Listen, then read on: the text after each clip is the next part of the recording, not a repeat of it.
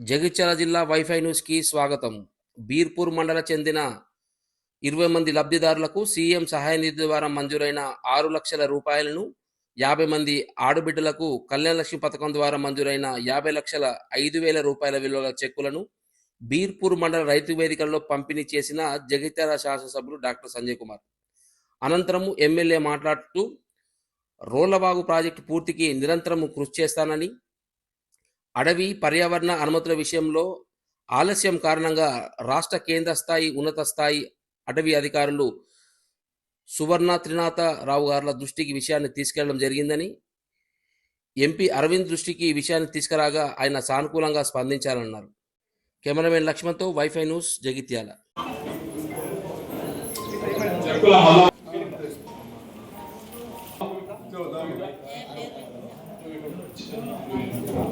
చీని రాఘవ సల్ల కొమరవ ఇది మన రగన రగన ఎవరమ్మా చిన్న రగన భాగ్యలక్ష్మి భైరవి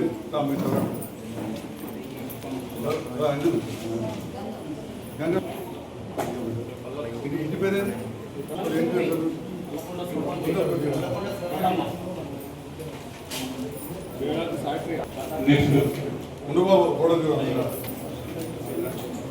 చేసిరు. ఆ పిల్లలందరూ కూడా నిండు దూరే లాయదారోగ్యాలతో పిల్ల పాపలతో ఉండాలని చెప్పి నేను కూడా ఒక నాయకుడే కాదు, నేను కూడా తండ్రిని తాతను కూడా అయినా నా పూర్తి ఆశీర్వాదాలు ఉంటాయని కూడా తెలియజేస్తాను. చాలా సంతోషం. ముఖ్యంగా రైతన్నల ప్రాంతం మన బీర్పూర్ మండలం కొంచెం కొత్త ప్రభుత్వం వచ్చినాక రాగానే గత ప్రభుత్వంలో చివరిలో ఒక బకాయి ఉంటే బకాయి ఇవ్వడం జరిగింది రైతు బంధు.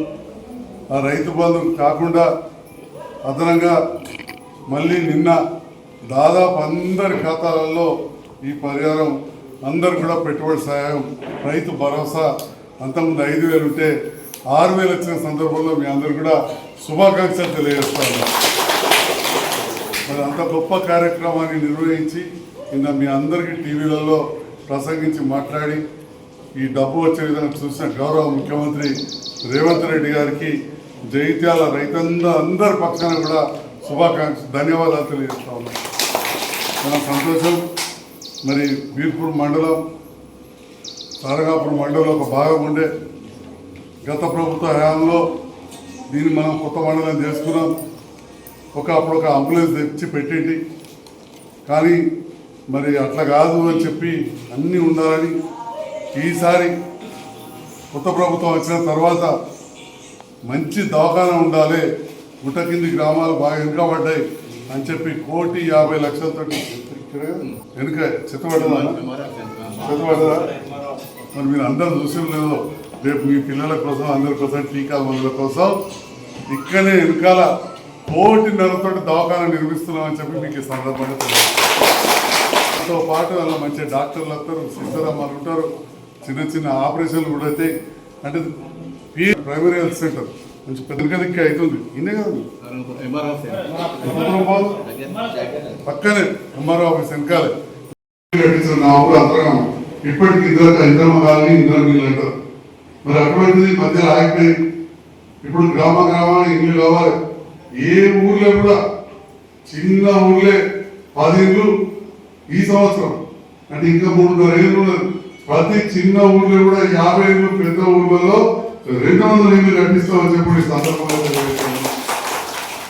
రేవంత్ రెడ్డి గారి నేతృత్వంలో పొంగులేటి శ్రీనివాస్ రెడ్డి గారు ఇంట్లో మంత్రిగా ఖచ్చితంగా నేను జగిత్యాలకు కొంతవరకు మన నియోజకవర్గానికి ఎక్కువ ఇళ్ళు కూడా తీసుకొచ్చి చూపెడతా.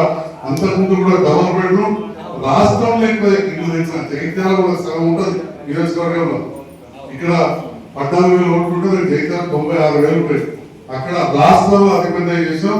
అట్లనే మళ్ళీ జగిత్యాల నియోజకవర్గానికి ఇంద్రం ఇల్లు రాష్ట్రంలో ఎక్కువ నియోజకవర్గాలలో మన జగిత్యాల కూడా ఉంటుందని చెప్పి సందర్భంగా తెలియజేస్తున్నాం. సంజయ్ కుమార్ అంటూ ఇంటికెళ్ళి అటు అటుగా పోలే. అప్పుడు ఆ ప్రభుత్వంలో చేసి ఇప్పుడు ఈ ప్రభుత్వం ఎందుకు వచ్చినామంటే ఖచ్చితంగా ఏదో ఒకటి సాధిస్తామని వచ్చినాం.